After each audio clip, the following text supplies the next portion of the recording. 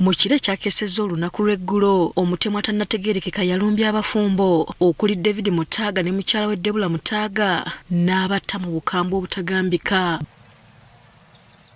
Bano babadde kibajje bave mu ggwanga lya Switzerland gye babadde bamaze emyaka 3 nga bakola era ng'okudda okwaboobwe emyaka egikola gibadde giweddeko kiyite retirement. Bwe baamala okuzimba ennyumba eno yazimbibwa mu myezi ng'ebiri gyokka neggwa ne bagiyingira era we bagiyingira bajja ne banneeyanjulira.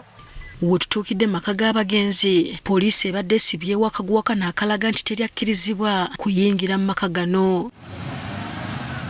Tukitegedde nti olunaku we battibwa bano baayita mikwano gyabwe ku kabaga banyumirwemu mu maka gaabwe ne bayita abakozi ababadde babayambako awaka okujja okukola emirimu. Ku olwo bajja abagenyi 7 era bagira mu mmotoka emu naye nga brother wange ne sister wange be bakolawo wano.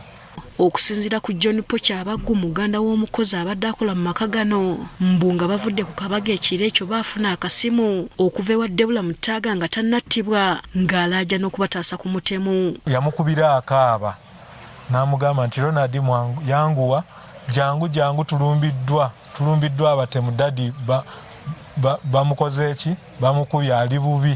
Mbu bagezaako okwanguyiriza okutuuka mu nnyumba baasanga Ssemaka David Mutaaga omulambo gwe guli ku gate ate ogw'omukyala nga guli munda mu nnyumba nga bonna battiddwa dda. Ku gate twasangako ebisumuluzo nga biriko n'omusaayi naye ndoozayo obulamu bwabwe bwe bwakoma. Naye ne tugambuka waggulu mu nnyumba we twagendayo twasangayo nga ne madamu bamutte.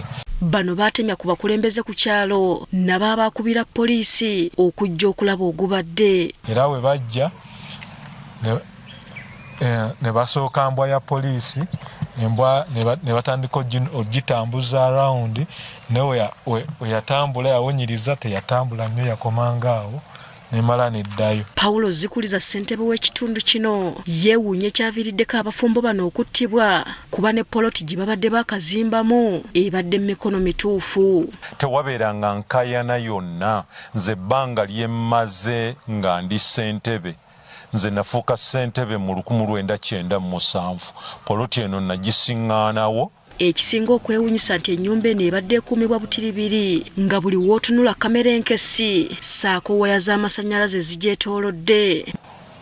Era mu vidiyo ebalaga nti yasoose nabatuuza mami ne dadi nga tanabatta yasoose batuuza. Bagamba nti poliisi yabasunirako nti omuzigo yayita ku muti gwa Kedo kwe kutuuka munda nga bino baabirabidde mu kamera enkesi. Eddoboozi lyawulikise ng'agamba nti gwe jangu olabe wenzitabbaawo. Abatuuze bagamba abafumbo bano akabanga ke babalabidde babadde tebalina buzibu bwonna wabula ne bakubiriza abantu abagenderedde mu myaka obutasula bokka mu nnyumba ennene nga zino. Amazima ddala Lugonjo emabegako fwe tuberedde abaana abato ebadde etiisa naye Lugonjo egenze ekyuka. Kyabadde si kituufu kubeera nga bali mu kifo mu nnyumba efaanagana bweti nga balimu babiri bokka. Emirambo gy'abafumbo bano gyatwaliddwa mu ggwanika ekkulu e Mulago nga n'okunoonyereza bwe kugenda mu maaso.